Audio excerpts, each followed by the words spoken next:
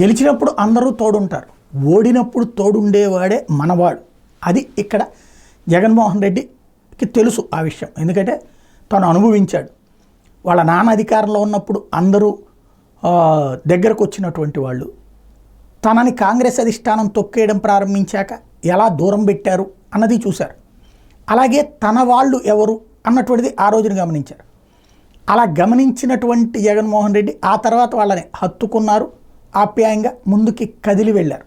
అదే ఆయనకి కీలకమైంది. అందుకనే 18 అసెంబ్లీ స్థానాలకు అప్పుడు జరిగిన ఎన్నికలు 15 విజయం సాధించి ఓ బలమైనటువంటి శక్తిగా 2014 ఎన్నికలు గెలిచారు. తర్వాత 2014లో ఓటమి పాలైన 23 మంది ఎమ్మెల్యేలు బయటికి వెళ్ళిన తన వాళ్ళెవరు అన్నటువంటి తెలుసుకున్నారు. ఆ తర్వాత 2019లో అధికారంలోకి వచ్చినప్పుడు అనేక మంది కొత్త వాళ్ళు వచ్చారు. ఆ వచ్చినటువంటి వాళ్ళులో చాలామందికి అవకాశాలు ఇచ్చారు. అలా అవకాశాలు తీసుకున్న వాళ్ళు ఇప్పుడు కొంతమంది క్రమంగా కనుమరుగవుతున్నారు, కనిపించట్ల. ఇప్పుడు కనబడుతున్న వాళ్ళలో పేర్ని నాని, అంబటి రాంబాబు, కొడాలి నాని ఇట్లాంటి వాళ్ళు కనబడుతున్నారు. మారగాని భరత్తు ఇలాంటి వాళ్ళు కనబడుతున్నారు. కొంతమంది మంత్రులుగా చేసినటువంటి వాళ్ళు కనిపించట్లేదు జగన్ సమక్షంలో.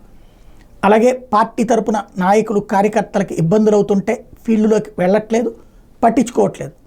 అట్లాంటి వాళ్ళు ఎవరు అన్నటువంటిది జగన్ చూసుకోవాల్సినటువంటి అవసరం ఉంటుంది.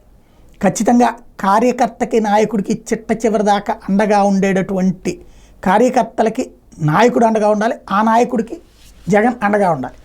అప్పుడు సస్టైన్ అవుతుంది పార్టీ అన్నటువంటిది. ఇప్పుడు అలాంటి వాళ్ళు ఎవరో గుర్తిస్తున్నారు. కాకపోతే వైఎస్ఆర్సీపీ అనుకుంటున్న పాయింట్ ఏంటంటే కొన్ని రోజులు టైం పడుతుంది, ఇప్పటికిప్పుడే కాదు, నిదానంగా వాళ్ళు. ఎందుకంటే ఓడుంటారు, ప్లస్ ఇళ్ళ దగ్గర ఇబ్బందులు ఉంటుంటాయి.